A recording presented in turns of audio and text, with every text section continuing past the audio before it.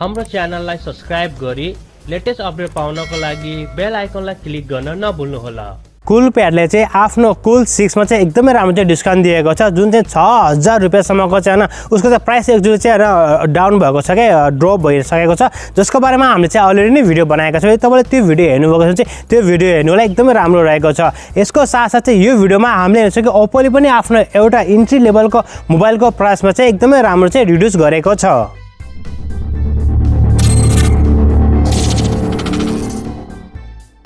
नमस्कार, टेक्नेप युट्युब च्यानलमा यहाँलाई हार्दिक स्वागत छ।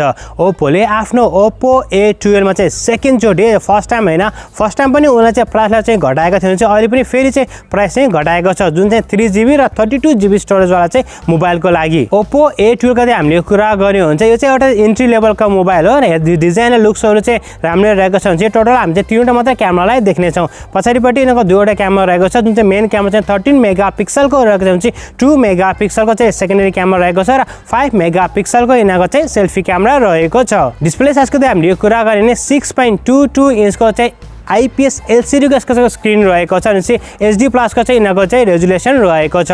साथमा यदि हामीले चाहिँ यिनीको ब्याट्री डिपार्टमेन्टकै कुरा गर्ने भने चाहिँ 4000 न 4020 भन्छ न 4000 mAh को यसको ब्याट्री रहेको छ। यसमा चाहिँ हामीले चाहिँ रेगुलर चार्जिङ एडाप्टर देख्छौँ, जुन चाहिँ 10 वाटको मात्र रहेको छ। त्यो चार्जिङ एडाप्टर चाहिँ मलाई कस्तो कस्तो लाग्यो, बाकीका कन्फिगरेसन हुन्छ अलमोस्ट हैन ठिकै छ, जुन चाहिँ अहिले प्राइस आएको छ त्यो अनुसार चाहिँ हल्का चाहिँ सेम नै रहेको छ।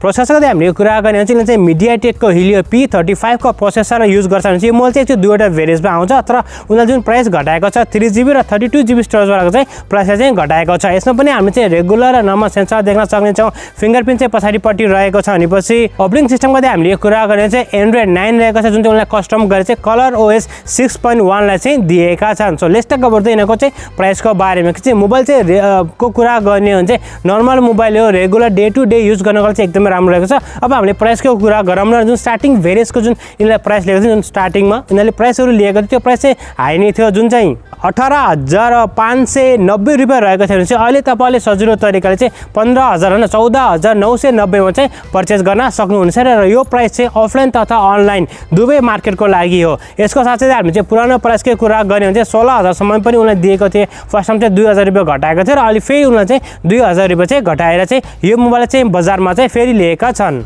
र साथीहरु तपाईहरुले चाहिँ Oppo A12 का जुन प्राइस रिड्युस भएको छ यसको बारेमा चाहिँ के कस्तो लाग्छ हाम्रो कमेन्ट सेक्सनमा कमेन्ट गर्नु होला। टु बी अनेस्ट यदि मैले भन्यो भने चाहिँ यसको प्राइस चाहिँ 12000 रुपैयाँ भयो भने चाहिँ एकदमै राम्रो हुन्छ के टु बी अनेस्ट, किनकि यसको टक्करमा चाहिँ एकदमै धेरै मोबाइलहरु पनि छ के 15000 इज वर्थ इट, राइट। 15000 रुपैयाँ भनेको चाहिँ धेरै नै हो र यसको टक्करमा चाहिँ अरु पनि धेरै मोबाइलहरु छन्। जस्तै ब्याट्रीलाई हेर्ने हो भने क्यामेरालाई हेर्ने हो भने हैन मतलब दुईटा मात्र क्यामेरा, ब्याट्री पनि 4000 mAh को छ, चार्जिङ एडमा चाहिँ 10 वाटको रहेको छ। त मेरो हिसाबमा चाहिँ 12000 रुपैयाँ सम्म यसको प्राइस भएको चाहिँ एकदमै राम्रो। तर पनि ओप्पोले चाहिँ आफ्नो केही प्राइसलाई चाहिँ रिड्युस गरेको छ।